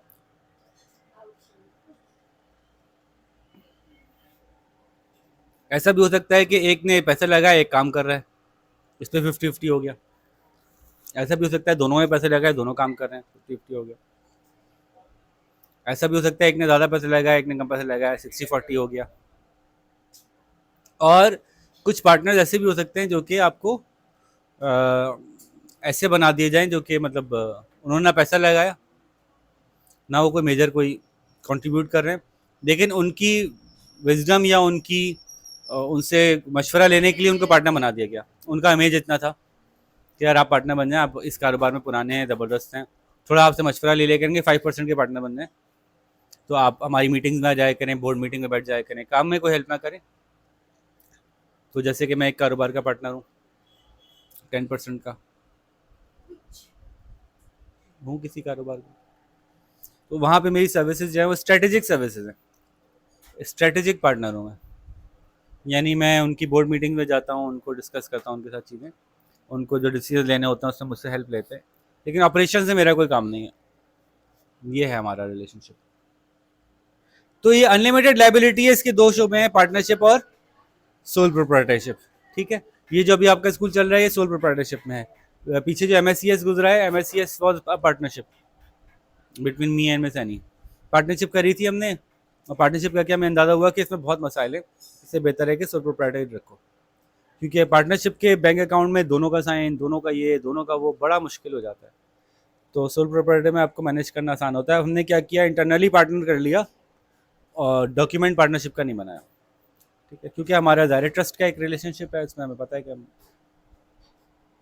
अच्छा, फिर आप चले जाते हैं अनलिमिटेड लाइबिलिटी से लिमिटेड लाइबिलिटी, यानी now a business is another person.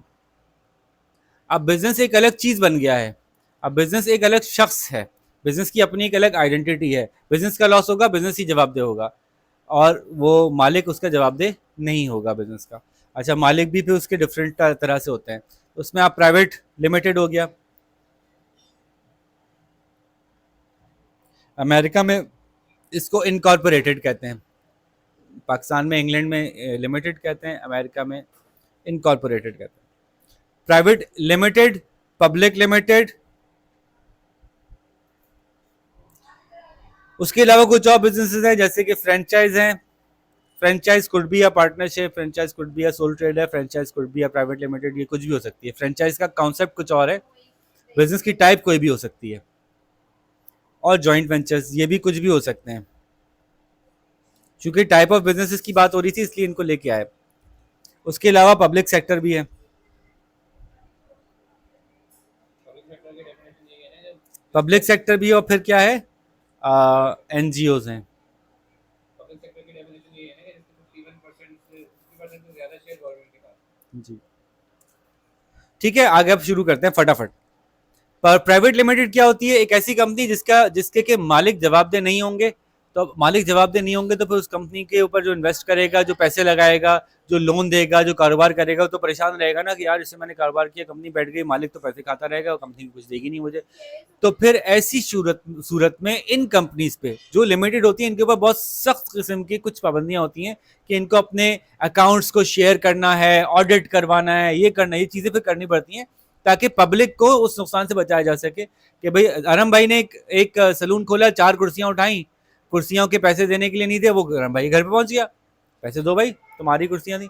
लेकिन अरम भाई ने प्राइवेट लिमिटेड खोली, कुर्सियां उठाई, पैसे नहीं दे रहा, वो उनके घर पे नहीं आ सकता, भाई कंपनी से जाके लो, मुझे क्या पता। तो इसका मतलब है कि अब गवर्नमेंट की जिम्मेदारी बनती है कि ऐसी कंपनी को इंश्योर करे कि वो कुछ ज्यादा रेगुलेशन से गुजरे, उसके इतने पैसे यहाँ मौजूद हों, उसके इतने बंदे ऐसे हों, वो यूँ रजिस्टर्ड हों, उनके बारे में ये इन्फॉर्मेशन यहाँ दी जाए, बड़ा बड़ा उसका प्रॉपर डॉक्यूमेंटेशन और उसका कंट्रोल जो है गवर्नमेंट संभालती है। प्राइवेट लिमिटेड वो कंपनी होती है जो अपने शेयर्स पब्लिक को नहीं बेचती।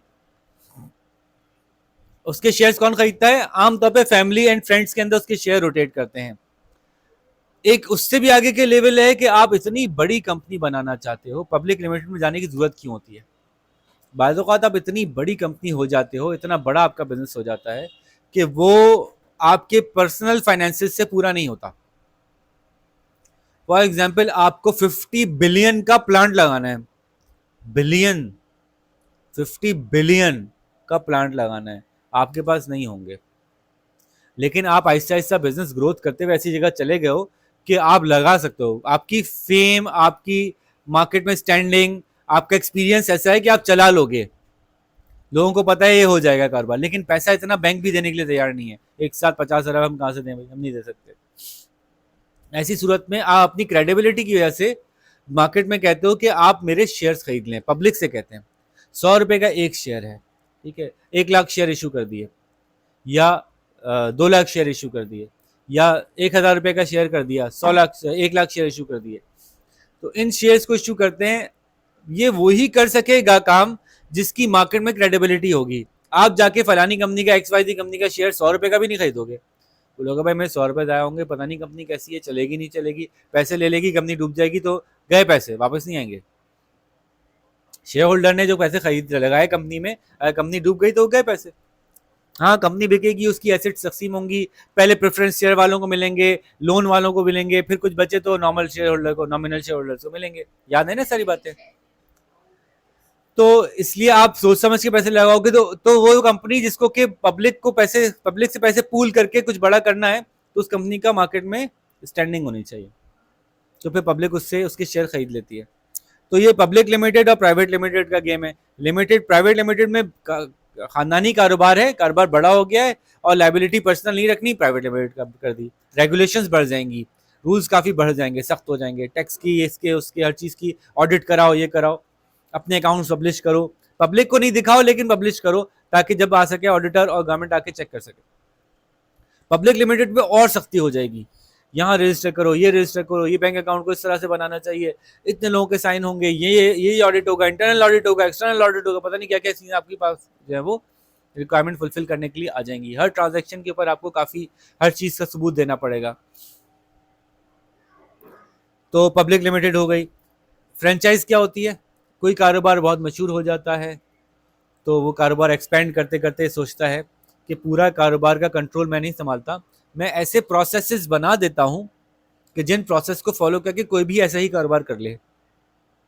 तो मुझसे आप फ्रेंचाइज खरीद लो, यानी मुझसे लाइसेंस ले लो कि आप भी ये कारोबार कर सकते हो मेरे ही नाम से।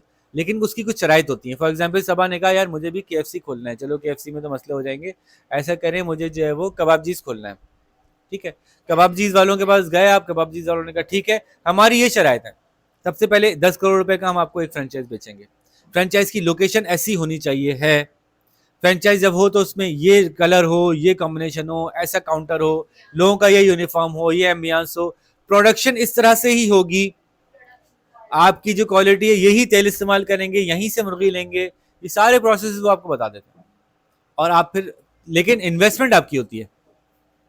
तो फ्रेंचाइज में फ्रेंचाइजर को फायदा ये होता है कि ब्रांच में यूज करते हैं, रेगुलेशंस और रूल्स उसके यूज करते हैं, प्रोसेस का तरीका उसका यूज करते हैं, प्रॉफिट आपका आधा आधा होता है या जो भी तय हुआ, तो वो आपसे फ्रेंचाइज फीस लेती है, एक्चुअली प्रॉफिट नहीं लेती, या बाज़ औक़ात प्रॉफिट का परसेंटेज भी तय कर लेती है। तो वो आपसे फ्रेंचाइज आपको देके आपको लाइसेंस देती है कि आप भी ये कारोबार कर लो, ठीक है जी। ये तो हमने टाइप्स बता दी। अब आपको पता है कि इन सब की फ़ायदे नुकसानात होते हैं, याद है? इसको देखने में कोई मसला है? ये आप खुद देख सकते हैं। सोल प्रोप्राइटर, सारी जिम्मेदारी अपनी, सारा प्रॉफिट अपना तो सारा नुकसान भी अपना। फायदा क्या है? सारा प्रॉफिट अपना, नुकसान क्या है? सारा नुकसान अपना। फायदा क्या है? सारा कंट्रोल अपना, नुकसान क्या है? लॉस आएगा तो कोई साथ में शेयर करने वाला नहीं है। फायदा क्या है कि सारी अपनी मर्जी चलती है, नुकसान क्या है कि बर्डन्स बांटने वाला, आइडिया देने वाला कोई और नहीं है। तो इस तरह के फायदे नुकसान मौजूद हैं सबके। पार्टनरशिप के फायदे हैं, बर्डन शेयर हो जाता है, कैपिटल शेयर हो जाता है, फाइनेंस शेयर हो जाता है, लेकिन फिर आइडियाज भी फिर दो लोगों के होते हैं, चलो फायदा हो गया। नुकसान क्या होता है? कंट्रोल शेयर हो जाता है। नुकसान क्या होता है? डिसएग्रीमेंट्स होते हैं। नुकसान क्या होता है? एक पार्टनर मर गया, पार्टनरशिप खत्म हो जाती है। ये बात पता है आपको? कि एक पार्टनर मर गया तो पार्टनरशिप खत्म हो जाएगी, फिर नहीं बनानी पड़ेगी। ऐसा नहीं होगा कि मेरे छोटे भाई को दे देना, मैं मर रहा हूँ, ऐसा नहीं होगा। पार्टनरशिप बंद होकर फिर दोबारा बनेगी। ठीक है, तो ये हो गई पार्टनरशिप।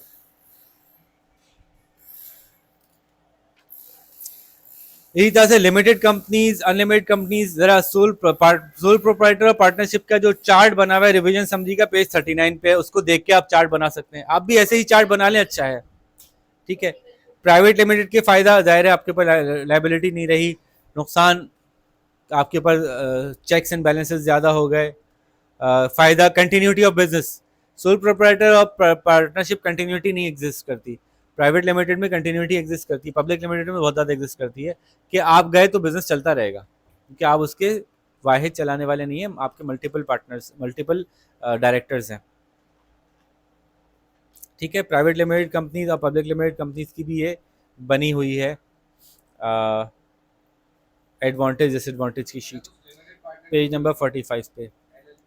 अच्छा जी, सोल प्रोप्राइटर में तो मालिक खुद ही चला रहा है बिजनेस। प्राइवेट लिमिटेड में क्या होता है कि जितने शेयर होल्डर्स होते हैं वो सब डायरेक्टर ऑफ द कंपनी बना दिए जाते हैं अक्सर अक्सर। अब डायरेक्टर ऑफ द कंपनी की एक बोर्ड मीटिंग होती है, शेयर होल्डर की, सुन रहे हैं भाई, शेयर होल्डर की एक बोर्ड मीटिंग होती है, डिसाइड करेंगे कि इस साल बिजनेस कैसे चलेगा। और वो ऐसा हो सकता है कि हम सारे शेयर होल्डर हैं लेकिन हमें से एक भी सीईओ ना बने, हम सबने डिसाइड किया कि यार ऐसे करते हैं, दिलावर भाई को सीईओ बना देते हैं, वो सही चला लेंगे। तो ये पॉसिबल है प्राइवेट लिमिटेड में। पब्लिक लिमिटेड में भी पॉसिबल है कि जितने भी शेयर होल्डर्स हैं उनकी एक मीटिंग होती है, एनुअल जनरल मीटिंग, उसमें डिसाइड होता है इस साल कंपनी कैसे चलनी है, एजीएम। तो पेज नंबर 45 पे जो है वो पब्लिक लिमिटेड का भी दिया हुआ है एडवांटेज डिसएडवांटेज। अच्छा जी, अब आपको पता है कि हर शख्स जो कारोबार कर रहा है और जो कारोबार से मुंसलिक है, हर एक का अलग अलग सोच है। एम्प्लॉय चाहता है मेरी सैलरी बढ़ा दो बस, कारोबार कहता है मेरा प्रॉफिट बढ़ा दो।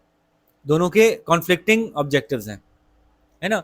सैलरी बढ़ाओगे तो प्रॉफिट कम होगा, प्रॉफिट बढ़ाओगे तो सैलरी कम करनी पड़ेगी, या फिर प्राइस बढ़ानी पड़ेगी, कंज्यूमर कह रहा है मुझे सस्ता बेचो।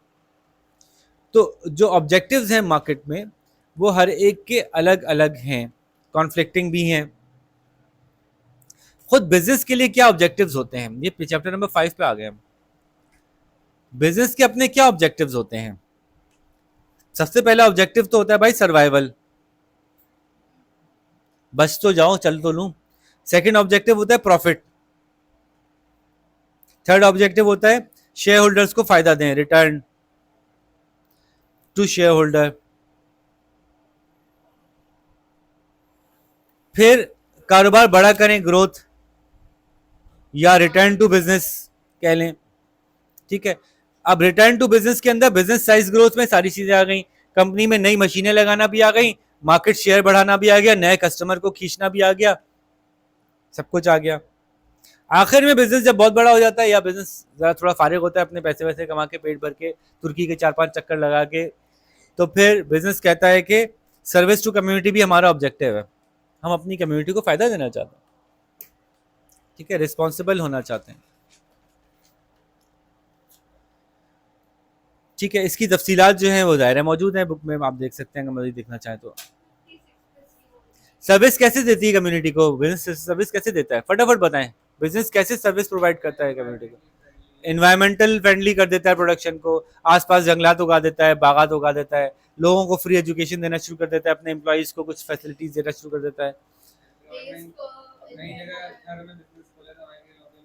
एम्प्लॉयमेंट दे देता है, ज़्यादा कोशिश करता है उनको फैसिलिटेट करें, इंफ्रास्ट्रक्चर वहाँ वहाँ पे सड़कें बना देता है, वहाँ पे वो कर देता है। बैरियर टाउन ने अभी एक खड़ी इमारत खड़ी की, वहाँ पुल भी बना दिए, चलो भाई कम्युनिटी सर्विस भी हो गई।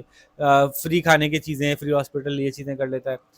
कॉर्पोरेट सोशल रिस्पॉन्सिबिलिटी, याद रखिएगा, CSR, कॉर्पोरेट सोशल रिस्पॉन्सिबिलिटी के नाम से फंड्स कलेक्ट करके चैरिटी बिजनेस किए, चैरिटी के शोज़ किए जाते हैं और मुख्तलिफ इवेंट्स किए जाते हैं, लोगों को एजुकेशन के अंदर हेल्प की जाती है, उनकी हेल्थ के अंदर हेल्प की जाती है, वगैरह वगैरह, या मुख्तलिफ NGOs को सपोर्ट किया जाता है। ठीक है, अच्छा पीछे से NGO रह गई थी, हमने बिजनेस टाइप्स के अंदर फ्रेंचाइज कर ली थी, जॉइंट वेंचर और NGOs रह गई थी, सॉरी। जॉइंट वेंचर क्या होता है कि दो कंपनीज अलग अलग तरह की एक्सपर्टीज रखती हों या सिमिलर एक्सपर्टीज रखती हों अलग अलग एरियाज़ में, वो कहती हैं कि हम लोग मिल के काम को बढ़ाते हैं, इससे हमारे जॉइंट एक्सपीरियंस से दोनों को फ़ायदा होगा। एक कंपनी है जिसको कि कपड़ा बनाने का ज़्यादा अच्छा तरीका आता है, एक कंपनी है इसकी स्टिचिंग अच्छी है, दोनों ने मिलकर एक जॉइंट ब्रांड लॉन्च कर दी, दोनों ने अपने एक्सपीरियंसेस को शेयर कर लिया। या एक कंपनी है जो कराची में एक अच्छा रेस्टोरेंट चला रही थी, एक लाहौर में चला रही थी, उन्होंने कहा मिलके पाकिस्तान भर में चेन लॉन्च करते हैं। आपका यहाँ का एक्सपीरियंस, हमारा यहाँ का एक्सपीरियंस। और ने उमर एक ठीक है। जॉइंट वेंचर है आइसक्रीम की जो वेंचर है एंग्रो का और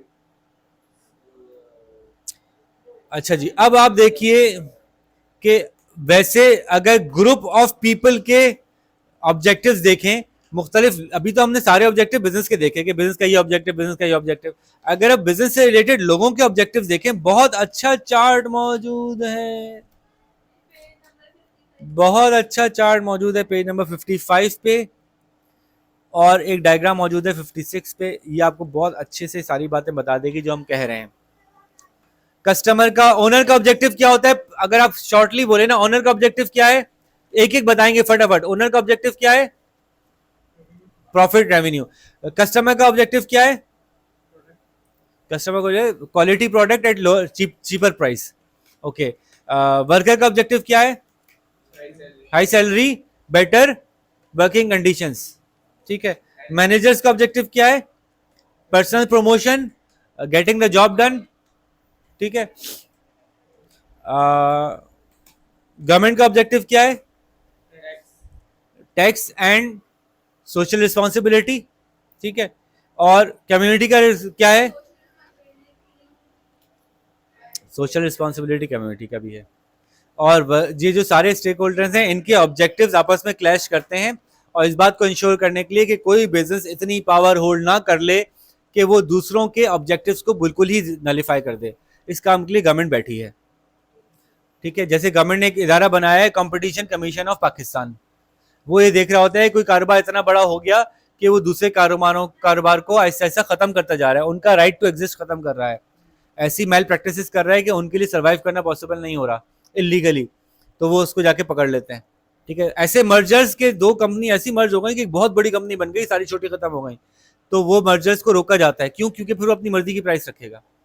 अभी दो कपड़े की दुकानें हैं पूरी दुनिया में, पूरे मुल्क में, पूरे शहर में, लेट्स सपोज। तो दो दवाओं की दुकानें हैं चलें पूरे शहर में, दोनों मुकाबला करती है, एक ने डिस्प्रिन 10 रुपए महंगी की तो दूसरी ने नहीं की, तो उसकी नहीं बिकेगी। लेकिन फिर एक ने दूसरे को खरीद लिया, अब मसला हो जाएगा, क्योंकि अब वो जो चाहे प्राइस रखे, कंपटीशन खत्म होगा तो मसला होगा। तो कंपटीशन कमीशन जो है वो मोनोपोली को रेजिस्ट करता है। तो इसी तरह से वर्किंग कंडीशंस को देखने के लिए लेबर डिपार्टमेंट है, वो अपने लॉज बनाता है कि लेबर को इससे ज्यादा बुरा ट्रीट ना की जाए, बहुत बुरा ट्रीट करो, इससे ज्यादा बुरा ट्रीट नहीं करो लेके। ठीक है। ट्रेड यूनियंस होती हैं, वो राइट्स को गार्ड करती हैं। कस्टमर्स के लिए गवर्नमेंट खुद भी है और कस्टमर की यूनियंस भी हैं। ठीक है। Customer protection unions. तो इस तरह से ये एक दूसरे के राइट्स को सेफगार्ड करते हैं। पेज नंबर 58 पे ही बहुत अच्छा सा चार्ट मौजूद है, जरा एक नज़र देखिए, तो बहुत अच्छे से एक्सप्लेन कर रहा है। अच्छा, आगे चलते हैं, बात हो रही है पीपल इन बिजनेस। मैस्लो की हायरार्की ऑफ नीड्स थ्योरी को भी हम टेकन करेंगे इसमें। ये पूरा सेक्शन चेंज हो चुका है हमारा, मोटिवेटिंग एम्प्लॉइज। एम्प्लॉइज कैसे मोटिवेट किए जाते हैं, तो पहले पता करना पड़ता है कि वो क्यों काम करते हैं। मुर्गी को कैसे मोटिवेट करें, तो पहले पता करें मुर्गी के ऑब्जेक्टिव क्या है लाइफ के, उसके हिसाब से मोटिवेट कर सकेंगे ना। बकरे को कैसे मोटिवेट करें, गाय को कैसे मोटिवेट करें, तो इनको, जानवर को मोटिवेट करने के लिए आपको पता होना चाहिए इसकी आदत क्या है और किस आदत को हम सपोर्ट कर सकते हैं जिससे कि उसको सहूलत हो।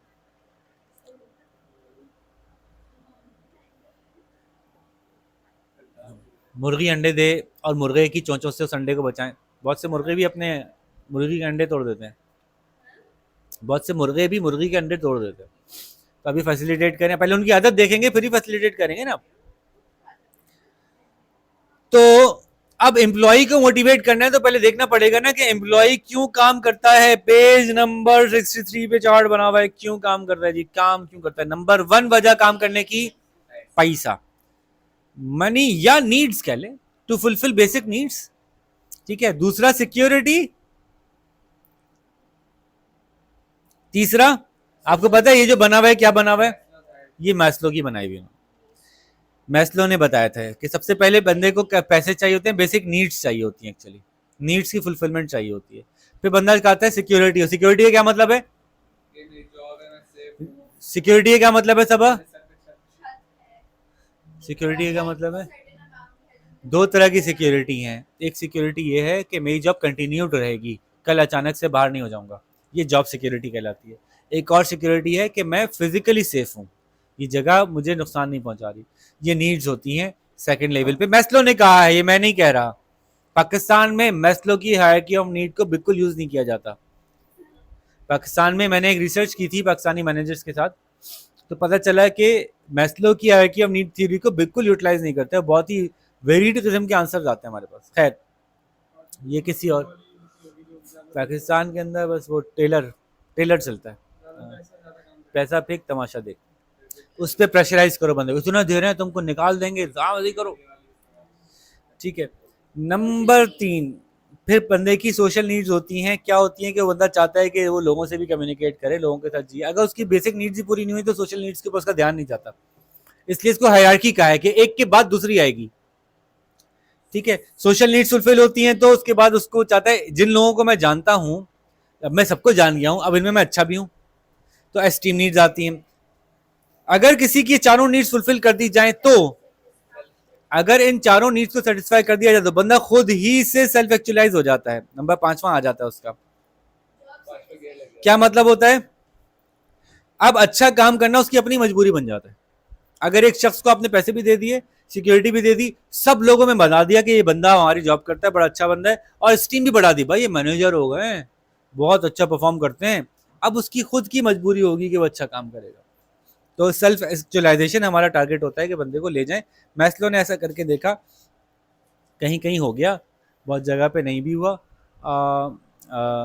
एक मूवी है, थोड़ा नाम मैं भूल रहा हूँ, ऑफिस स्पेस का क्या शायद नाम है, द ऑफिस नहीं, ऑफिस स्पेस का नाम है, थोड़ा सा मिक्स कर रहा हूँ मैं। तो एक बंदा होता है, उसके पास चलता है कि उसको उसकी परफॉर्मेंस सेटिस्फैक्ट्री नहीं रही, वो बहुत डिप्रेस, बहुत डर के, बहुत दब के रहता है। हर वक्त उसको लगता है कि मेरी जॉब ना चली जाए, मेरी जॉब ना चली जाए, मेरी जॉब ना चली जाए, मेरी जॉब ना चली जाए। इस चक्कर में वो बहुत परेशान रहता है। उसको एक दिन पता चलता है कि मेरी जॉब चली जाएगी, तो उसके बाद वो फैसला करता है अब चली जाएगी तो फिर मैं, क्या कहते हैं, दे मार 4.5, है ना, बस फिर ठीक है, फिर मैं टांगे ऊपर रख के बैठूंगा। मैं अपने इंटरव्यू में बुलाया जाऊंगा जहाँ पे रिव्यू हो रहा है कि तुम्हारी जॉब जा सकती है, तुम किस तरह से ये कर रहे हो, वजह बताओ।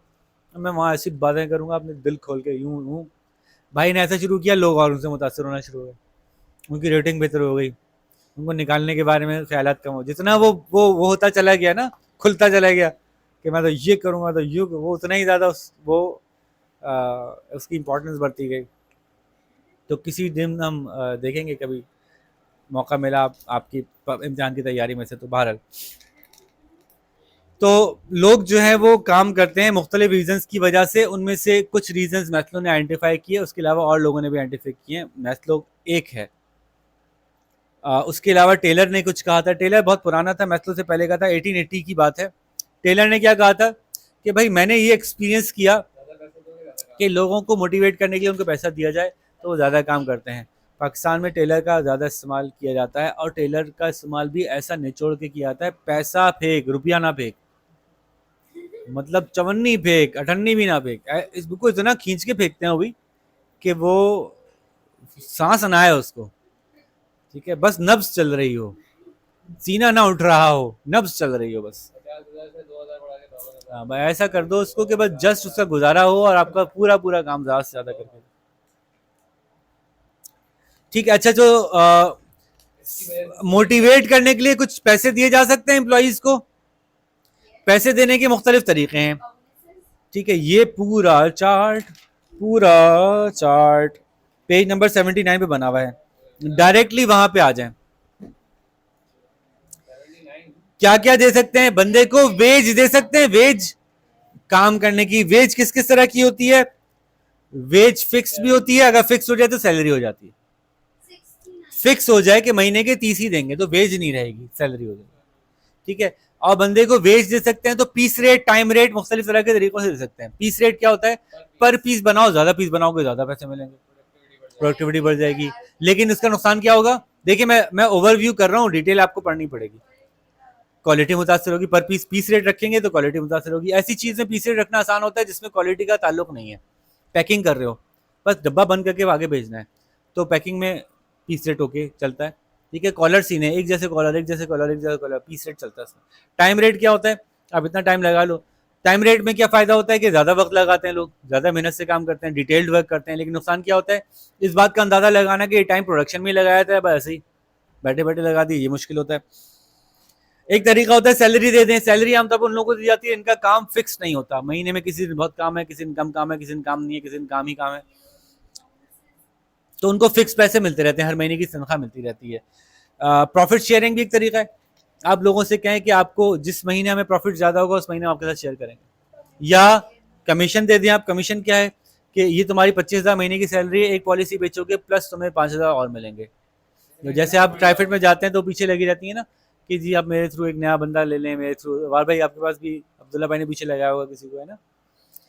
तो वो क्या होते हैं कि उनको जो सैलरी मिलती है, हर बंदा जो जिसको कि वो लेके आएंगे उसके ऊपर उनको प्लस बोनस मिलेगा, कमीशन मिलेगा, सेल्स वाले ना, सेल्स वाले। ठीक है।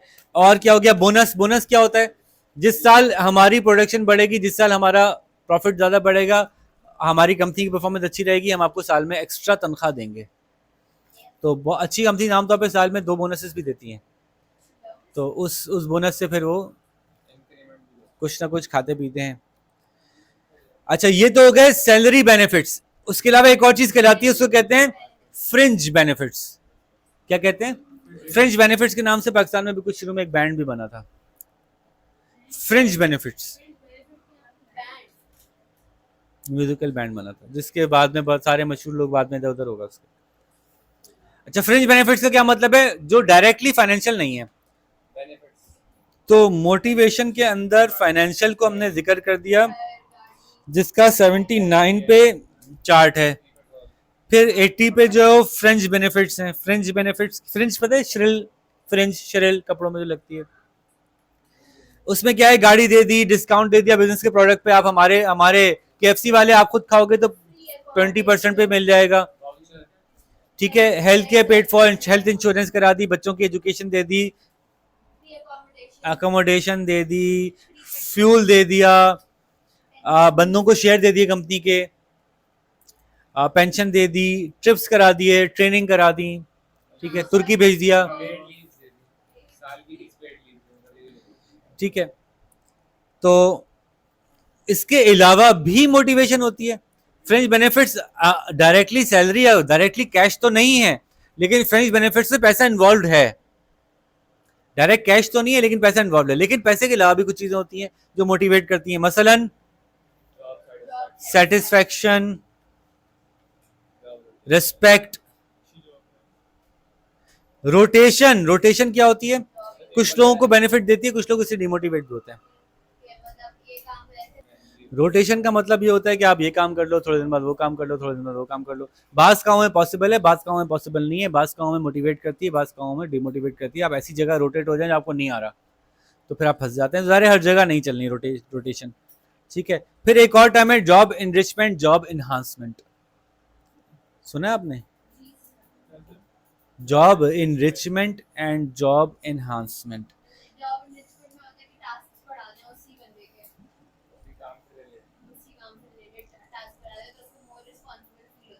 ठीक है, जॉब इनरिचमेंट का मतलब होता है आपकी जॉब मजीद रिच हो गई।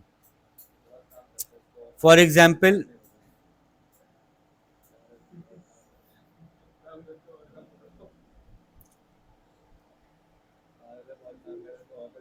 इन्होंने अच्छी एग्जाम्पल दी है पेज नंबर 72 पे। तो वर्ड प्रोसेसर्स लेटर्स कर रहे थे, रिसेप्शनिस्ट थी, वर्ड प्रोसेसिंग भी दे दी, ऑर्डर टेकिंग भी दे दी। इनरिचमेंट का मतलब होगा कि उसके लिए नई स्किल रिक्वायर्ड है। जॉब इनरिचमेंट का मतलब होगा एक ऐसी जॉब उसको और दे दी जिसके लिए स्किल्स रिक्वायर्ड है। इन्हांसमेंट का मतलब होगा जॉब का साइज बढ़ा दिया। फर्क महसूस हो रहा है? आप इनरिचमेंट का मतलब होगा कि फॉर एग्जांपल आपने जो है वो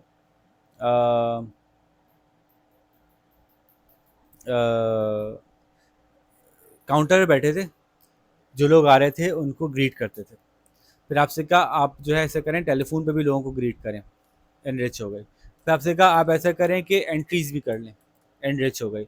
ऐसा करें आप जो है वो हमारा जो सिस्टम है वाउचर का वो भी आप ही संभाल लें, एनरिच हो गई। एक है आप एक डिपार्टमेंट के हेड थे, आप 2 डिपार्टमेंट के हेड हो गए, ये इन्हांस हो गई जॉब। और ठीक है। वो फिर से और दोनों में सैलरी बढ़ती है, इन्वेस्टमेंट इन्हांसमेंट दोनों में सैलरी बढ़ती है, लेकिन यहाँ जॉब सेटिस्फेक्शन बढ़ने की वजह सैलरी नहीं होती। काम थोड़ा अच्छा मिल गया, रिस्पॉन्सिबिलिटी ज़्यादा मिल गई तो अच्छा लगता है लोगों को। ठीक है, इसी तरह से ग्रुप वर्क। ग्रुप वर्क क्या होता है? ग्रुप वर्क, टीम वर्क से भी लोग मोटिवेट होते हैं। टीम बना के टीमों का मुकाबला कराते हैं, जैसे गाड़ी की इंडस्ट्री में होता है बाज़ जगहों पे कि एक गाड़ी आप बना रहे, एक गाड़ी बना रहे, टाइम का मुकाबला कर लें, क्वालिटी का मुकाबला कर लें, मुख्तलिफ जॉब्स का मुकाबला कर लें। लोग ट्रेनिंग से मोटिवेट होते हैं, और प्रमोशन की मुख्तलिफ अपॉर्चुनिटीज़ उनको दी जाएँ तो वो उससे मोटिवेट होते हैं। उनको पता हो कि अगर हम ये करेंगे तो हम प्रमोट हो जाएँगे। तो बहुत अच्छा चार्ट मौजूद है पेज नंबर 73 पर। इसकी मदद से आप आराम से ये समझ सकते हैं पूरी बातें जो हमने की। ठीक है जी। अच्छा जी, यहाँ पे हमारे जो टाइम हुआ है पार्ट 1 का, वो क्लोज़ होता है। हम इसको पार्ट्स में कर रहे हैं, वीडियो एक ही है, क्लास एक ही है, लेकिन हम इसको पार्ट्स में कर रहे हैं ताकि सांस ले सकें सुनने वाले भी और यहाँ बैठने वाले भी। सो पार्ट 1 एंड होता है मोटिवेशन पे, और नेक्स्ट हम स्टार्ट करेंगे चैप्टर 7 से, ऑर्गेनाइजेशन एंड मैनेजमेंट से। आफ्टर फ्यू मिनट्स यहाँ पे वीडियो को पॉज करके पार्ट 1 कर देते हैं ताकि पार्ट 1 पार्ट 2 करके हम रिलीज़ कर सकें। तो take care, will be meeting in a few minutes. अल्लाह हाफिज़।